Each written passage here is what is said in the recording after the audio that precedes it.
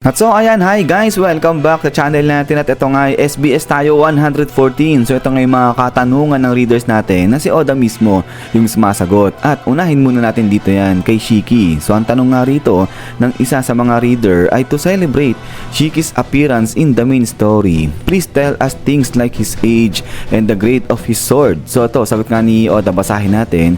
Sure, the character Shiki appears in the movie Strong World. So alam naman natin yan. If you're interested, go check it out. Let's see. What can I tell you? He is currently 73 years old. His swords, Oto and Kogarashi, are both Ryo Wazamono. Skillful grade. He likes gold leaf sushi and hates bardak root. Ayan. He hails from Yano country, a place that's like rougher version of Wano country. His hobbies are konto, comedy sketches, and bonsai. At eto ay may note pa nga rito na ito nga yung Oto and Kogarashi falls under the 50 skillful great swords category. At eto, since na sinabi nga raw ni Oda na 73 years old itong si Shiki ngayon, ibig sabihin, confirmation niya na buhay talaga itong si Shiki. So yun, sa mga nagtatanong kung buhay ba o patay, itong si Shiki ay ayan, buhay po. Ayan si Shiki, yun nga lang siguro ay nag-wandering around pa yan, kaya hindi natin alam kung nasan saka kung ano yung current na ginagawa niya. But anyways, ay pagkatapos nga rito kay Shiki, ay punta naman tayo dito sa dalawang kambal na to, kay Shamrock sa kay Shanks. At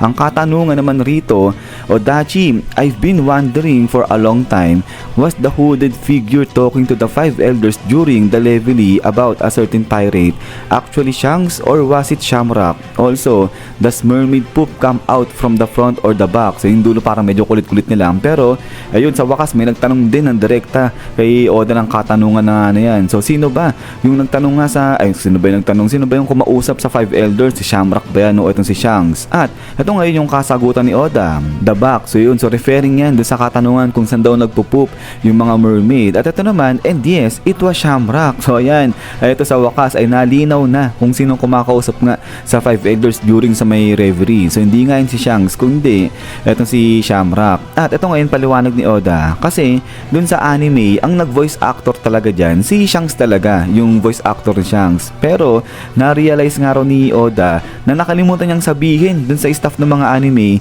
na hindi si Shanks yung kumakausap din sa mga five elders. At then later nga noon, dito na nakilala ni Oda yung voice actor para kay Shamrock. At eto nga yan, si Chuda Kenjiro. So yun, sabi nga ni Oda, nung mamit niya itong si Kenjiro, alam niya na raw na itong si Kenjiro yung perfect na voice actor para kay Shamrock. At eto ngayon, napag-isip-isip nga raw ni Oda, buti na lang di siya nagmadali dati na pumili nga ng mga voice actor. So yun, so parang napaganda pa yung kanyang istorya. Pero yun, ngayon ay malinaw na si Shamrock nga yung kumausap sa mga five elders doon. So hindi nga itong si Shanks. But anyways, ay pagkatapos nito, punta naman tayo rito sa may side na nila Captain Jan. At ang katanungan naman dito ay ito nga, una muna nag-hello at ang reader dyan kay Oda. At sabi nga dito, about Captain Jan and Ganzui of the Rocks Pirate, aren't they the previous users of the Jiki Jiki no Mi? So yung devil fruit na taglay-taglay ni Kid and the Bomo Bomo no Mi. So ito naman yung sa devil fruit ni Mr. 5. But their usage was bit different. Is Gil Bastar the previous Horo Horo no Mi Persona's devil fruit user? Did this person use negative halos? So dito naman parang ganun din. Ano lang to, confirmation kung etong mga characters na to, itong sila Captain Jan, sila Gil Bastar, sila Ganzui, sila yung previous user ng devil fruit nito nila Kid, nila Mr. 5 sa kangan ni Perona. Pero ito nga ang sagot dito ni Oda, that's right, they are all previous users and are already dead. So lahat sila dito mga previous users nga nung binanggit na tanong reader, tapos lahat din sila patay na. So ito tuloy nga ni Oda, these three appeared once as general zombies during the Thriller Bark arc, but well, it doesn't really matter. There isn't a fixed way to use an ability.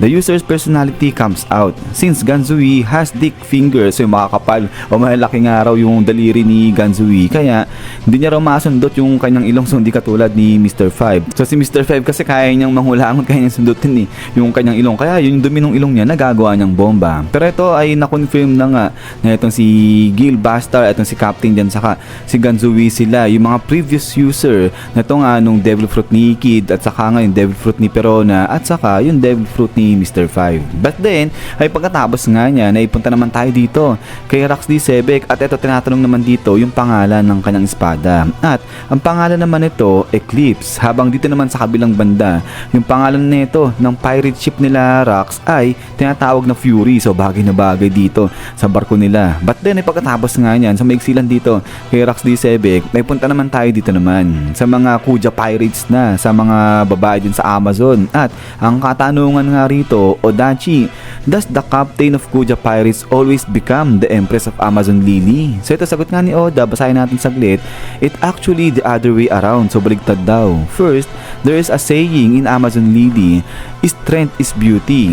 The strongest and the most beautiful person wins the throne as Empress. Simultaneously, they also serve as the captain of the Kuja Pirates. So ayun yung sistema rito sa may Amazon Lily, na kung sino yung magiging Empress sa kanilang bansa, yun na rin yung magiging kapitan ng kanilang grupong pirata. Pero maliban pa dyan, may isa pang katanungan dito, patungkol pa rin dito sa mga babae sa may Amazon. Sabi nga dyan, Young Gloriosa was depicted wearing the same snake earrings as Hancock. Also, it seems Shakuyaku and Tritoma were different accessories before becoming captain, but wore the snake earrings after.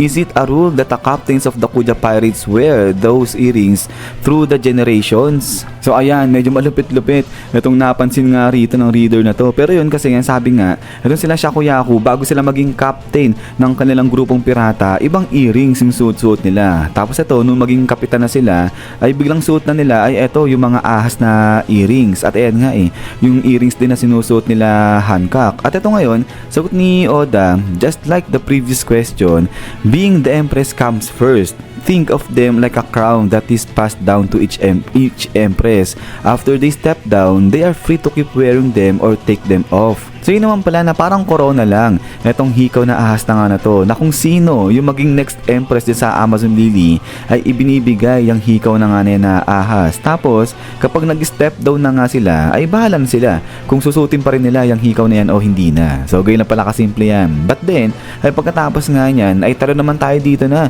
kay Moria at interesting yung katanungan nga rito. At ito nga yan, is the Kuzuki Moria seen in the chapter 1158 cover page actually Gecko Moria?